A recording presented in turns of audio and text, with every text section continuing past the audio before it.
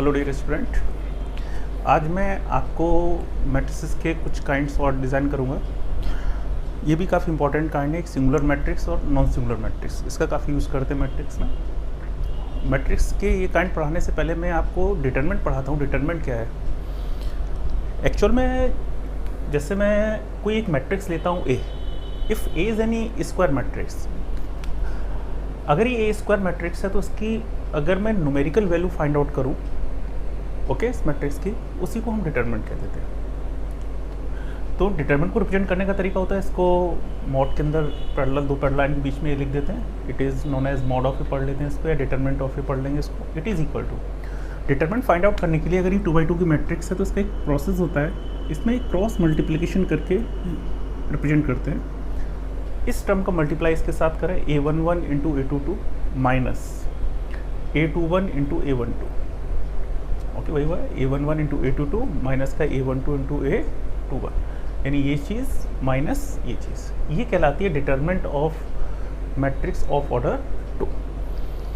तो डिटरमिनेंट और matrix basically दो टर्म्स होते हैं, आपने 12th 11th में पढ़े होंगे, ये दोनों चीज़ें पढ़ी होंगी डिटरमिनेंट मैट्रिक्स। इसमें बेसिक अंतर यही होता है, डिटरमिनेंट एक अरेंजमेंट है एलिमेंटों का m रो और n कॉलम्स में। ये स्क्वायर भी हो सकती है, रेक्टेंगुलर भी हो सकती है, लेकिन अगर हम डिटरमिनेंट फाइंड आउट करना चाह रहे हैं तो मैट्रिक्स मस्ट बी स्क्वायर। तो उसमें नंबर ऑफ रो और कॉलम कैसे होने चाहिए? इक्वल होने चाहिए। और डिटरमिनेंट उस मैट्रिक्स की न्यूमेरिकल वैल्यू को रिप्रेजेंट करती है। ओके, तो एक स्केलर वैल्यू हो जाती है मैट्रिक्स, स्केलर कहूँ या फिर एक न्यूमेरिकल वैल्यू कह सकते हैं, स्केलर ही वैल्यू होगी, स्केलर वैल्यू हो जाती है। और मैट्रिक्स बहुत सारी स्केलर वैल्यूज़ का एक अरेंजमेंट होता है जो फील्ड के एलिमेंट्स होते हैं। ये मैंने 2x2 की डिटरमिनेंट को फाइंड आउट करना सिखाया। इसी तरीके से अगर मैं 3x3 की डिटरमिनेंट फाइंड आउट करूँ, ये एक मैट्रिक्स लिखी हुई है मैंने, इसका ऑर्डर कितना है? 3। ओके, 3 रो है और 3 कॉलम्स है, 3x3 की मैट्रिक्स लिखी है। इसका अगर मैं डिटरमिनेंट फाइंड आउट करनी, उसका प्रोसेस क्या होता है?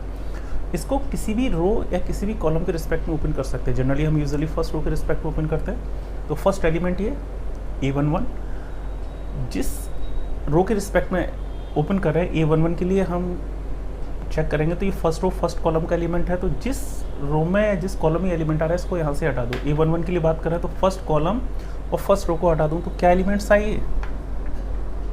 4 एलिमेंट हुए, ये मैंने यहाँ लिख दिए। ये माइनर कहलाता है, इसके लिए माइनस।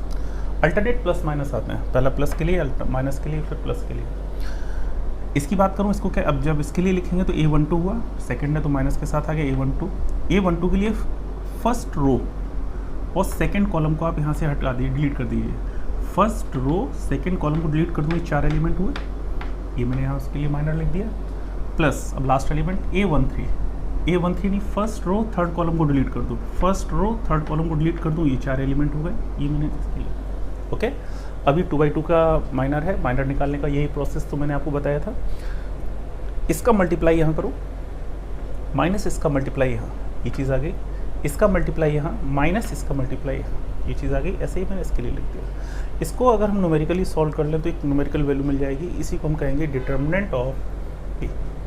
क्लियर? ये 3x3 के लिए हो गया। इसी तरीके से 4x4 के लिए निकाल सकते हैं। और ये जो प्लस माइनस के साइन होते हैं, ये इसका एक मैं ट्रिक और सिखाता हूँ। एक तरीका होता है एक्चुअल में क्यों रन करते हैं अल्टरनेट प्लस माइनस, इनके बीच में साइन का डिसाइड करते हैं हम। एक फॉर्मूला होता है -1 raise to the power i + j sign के लिए। कभी भी जैसे 2x2 या 3x3 से ज़्यादा ऑर्डर की मैट्रिक्स को अगर एक्सपेंड करना है तो आप इस प्रोसेस का यूज़ कर सकते हैं कि कहाँ प्लस आएगा कहाँ माइनस आएगा। ये i कहलाती है रो, j कहलाता है कॉलम। जैसे मैं इस एलिमेंट की बात कर रहा हूँ, इसमें कितनी रो है? 1, कॉलम कितना है? 1। तो i और j दोनों 1 1 हो गए। यहाँ वैल्यू i और j की 1 पुट कीजिए, -1 रेज़ पावर 1 + 1 2, -1 की पावर 2 + 1 पॉजिटिव आएगा। ओके, अब a12 इसका कोएफिशिएंट नेगेटिव क्यों हुआ? i इज इक्वल टू यहाँ कितना है 1, j इज इक्वल टू कितना है 2।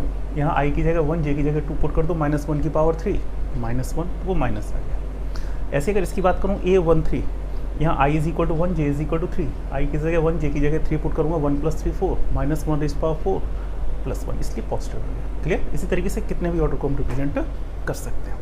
ओके, तो ये डिटरमिनेंट हो गई।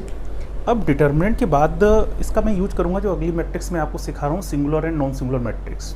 मैंने आपको बताया कि डिटरमिनेंट जो हम निकालते हैं उसे मॉड ऑफ ए से रिप्रेजेंट करते हैं। मॉड ऑफ ए की जगह में डिटरमिनेंट ऑफ ए भी लिख सकता हूँ, DET ब्रैकेट में, इसे भी डिटरमिनेंट ऑफ ए की तरीके से यूज कर सकते हैं। ओके, अब मैं आपको दो मैट्रिसेस नई और सिखाना चाह रहा हूँ। इनको कहते हैं हम सिंगुलर मैट्रिक्स या नॉन सिंगुलर मैट्रिक्स। बहुत सिंपल सी चीज़ है, अगर ए कोई भी स्क्वायर मैट्रिक्स है, स्क्वायर है तो उसमें नंबर ऑफ रो और कॉलम इक्वल होंगे। अगर मैं उसका डिटरमिनेंट फाइंड आउट करूं और अगर वो जीरो हो जाए तो वो सिंगुलर कहलाती है।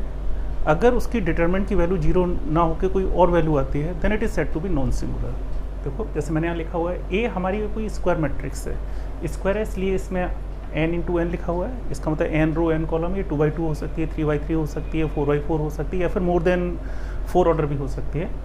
इसका आप डिटरमिनेंट फाइंड आउट कीजिए। डिटरमिनेंट निकालने के लिए ये प्रोसेस जो मैंने आपको पीछे सिखाया हुआ था, इस तरीके से आप डिटरमिनेंट फाइंड आउट कर सकते हैं। अगर ये डिटरमिनेंट की वैल्यू जीरो है तो मैट्रिक्स को हम सिंगुलर मैट्रिक्स कहते हैं, यानी जो मैट्रिक्स ए है इट इज़ कॉल्ड सिंगुलर। अगर डिटरमिनेंट जीरो नहीं है then it is said to be non singular. Clear हुआ? एक चीज़ और आप लोगों ने 12th लेवल में पढ़ी होगी, 11th में पढ़ी होगी, मैट्रिक्स में पढ़ा होगा, वहाँ पर इन्वर्स निकालते हैं, inverse of A matrix. Inverse किस तरीके से फाइंड आउट करते हैं वो जरा देखो बता रहा हूँ। ये कोई भी हमारे पास स्क्वायर मैट्रिक्स है, ओके, उसके लिए फॉर्मूला हम यूज करते हैं A inverse is equal to adjoint A upon mod of A. सबने पढ़ा होगा ये फॉर्मूला लगभग। यहाँ पर एक कंडीशन रहती है, provided mod of A is not equal to zero.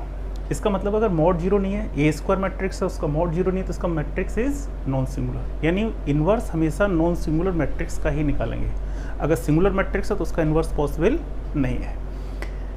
Inverse इसीलिए पॉसिबल नहीं होता है, अगर मॉड ऑफ ए जीरो हो गया तो समथिंग अपॉन जीरो इन्फिनिटी हो जाएगा, तो इन्फिनिटी एग्जिस्ट करता नहीं है।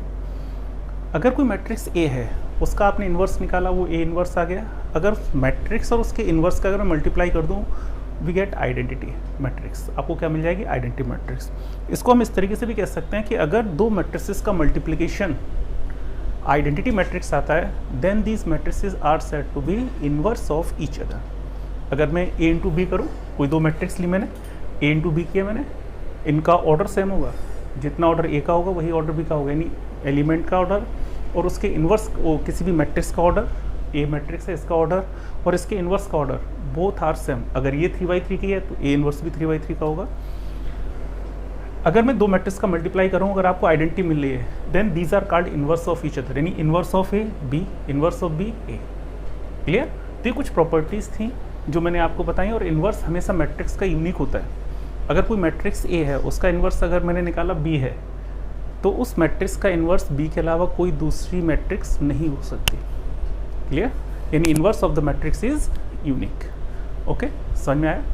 अब जो मैं आगे का कंटेंट आपको स्टार्ट करूंगा वो स्टार्ट करूंगा आपके सिलेबस के ऊपर, वो है रैंक ऑफ द मैट्रिक्स। किस तरीके से मैट्रिक्स की रैंक निकालते हैं, और रैंक एक बहुत ही इंपॉर्टेंट फिनोमेना है इस मैट्रिसेस में, जिसके थ्रू हम आगे क्वेश्चंस को सॉल्व किया करेंगे। Eigen value, eigen vectors, after then linear equations के सॉल्यूशन भी मैं आपको डिस्कस करूंगा, उसको रैंक के थ्रू डिज़ाइन करते हैं। तो अगला जो टॉपिक मैं पढ़ाऊंगा वो पढ़ाऊंगा आपको रैंक ऑफ द मैट्रिक्स। यहाँ से आपका बीएससी का सिलेबस पूरा स्टार्ट हो जाएगा। ओके।